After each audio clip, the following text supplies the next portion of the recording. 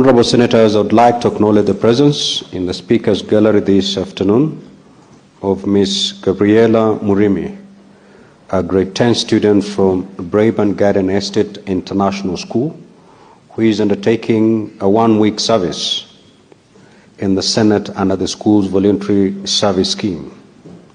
I request Ms. Murimi to stand so that she may be acknowledged in the Senate tradition. Now, Honorable Senators, on behalf of the Senate and on my own behalf, I extend a warm welcome to her and wish her a fruitful visit. And maybe I should take this opportunity to state for everyone to know today that Mimi Sio Sifuna. Madam, welcome to the Senate. And Mr. Speaker, probably you should have made it clear which service to the Senate she's offering, because I saw Senator Cherelgei getting very excited when she saw a lady. Yeah, it's good to clarify it. You might think that she's going to do your notes or your, it's good to specify which service that she's going to offer the Senate. So welcome very much to the Senate, my dear, if I should say that. Scheme. Honorable Senators, I now see Senator Nyamu in the chamber, and in this regard, I forthwith call upon the Senator to tender the unreserved apology as earlier directed by the Chair to the Senate, the student's family, and the public for the distress occasioned by her remarks in compliance with the communication that was issued earlier by the Chair and the Speaker of this House.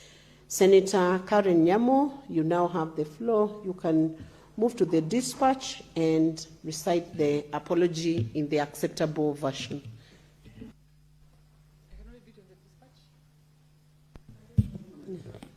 You can choose to do it from wherever you wish.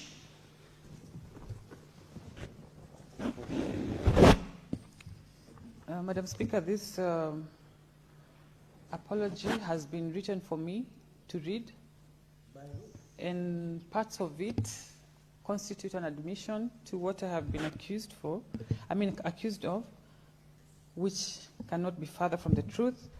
But because I respect the procedures of this House and the consequences of not adhering, I will go ahead and read this apology. Senator Karen Nyamu, I want to guide you. The Speaker has given directions on the apology you are to tender to the Senate. This apology relates to a very young learner, and you know the effect that it can have when statements are misunderstood. That student who was here came here to learn, to be mentored, and must be mentored in the best environment.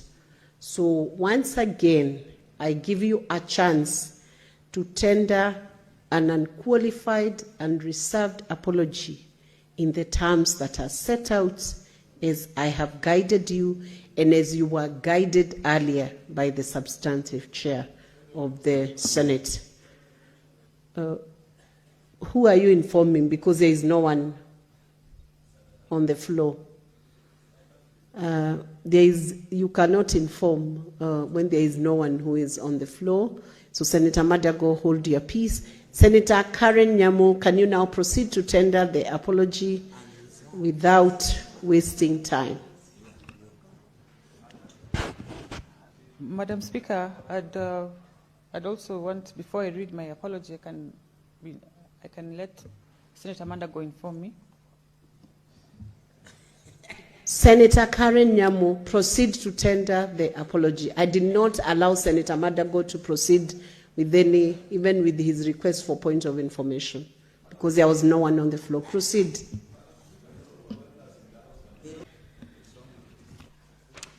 Madam Speaker, I will go ahead and read my apology. Madam Speaker, I, Senator Karen Nyamu, MP, hereby tender my unreserved apology to the Senate the student under the school voluntary service scheme, the family of the student, and the public for the remarks I made on Wednesday, 25th March 2026, 2027, while welcoming the student. I acknowledge that the utterances were inappropriate and fell short of the dignity, decorum, and respect expected of a state officer, particularly towards a young female learner who was in the speaker's gallery.